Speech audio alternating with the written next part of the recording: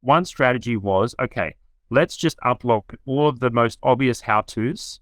That series is called the Genius Academy series. How do we just upload all the how-tos and try and rank for how-tos and customer questions? So just responding to comments is a great way of getting lots and lots of quantity of videos done. So I do big, long live streams and I'll answer like 20, 30 questions at a time. And then the team will cut that up into 20 or 30 videos. That's just like an easy way to produce heaps of content. But it nurtures our community as well, because people feel more connected and then they ask more questions and then I answer more questions and then we rank for more of those questions, which is pretty cool. There's a website called Answer the Public. This is just good for helping you find what kind of organic questions are being asked about your business and ranks them in, competitive opportunities. So if you want to check that out, Answer the Public.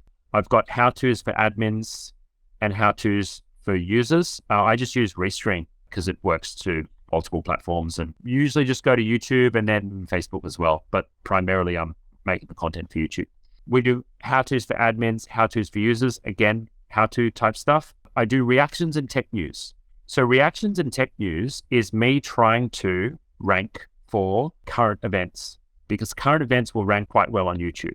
So this is one to gain new audiences, because I might make a video on Elon Musk and people who are into Elon Musk, it'll pop up. Now, it's a bit of a stretch for me to just jump in and create videos, but if it's something like Elon Musk making a comment about remote work, great. One of our topics is remote work. If it's something about, Elon Musk and the future of technology, I might talk about how the future of technology might impact small business owners and, what my thoughts are on that. But the fact that Elon Musk is in the title is going to put it in front of a few people who care about Elon Musk. Trend jacking and clickbait is like literally jumping on a trend. There are trends on YouTube, like here's one we've got drafted out here. There are trends of people like showing off their analytics once they grow a channel with significant following. I've only got 20,000 subscribers, but I'm going to do a video showing our analytics and showing the insights on our analytics. But that will be something that we'll put on our channel. Again, random people will watch that. People who are not even my customers, but those people will help the authority of the channel, because anyone watching one of my videos will help the authority of the channel. So interestingly, that video that I published 2-3 years ago basically has remained our top video. So if I go to our videos, sort by most viewed, the Chromebook one overtook it. There we go. Okay, so things a Chromebook can't do overtook it. That's on 360,000 views.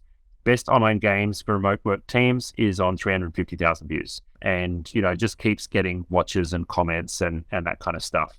And feel free to go and, have a look at our channel and try and reverse engineer stuff.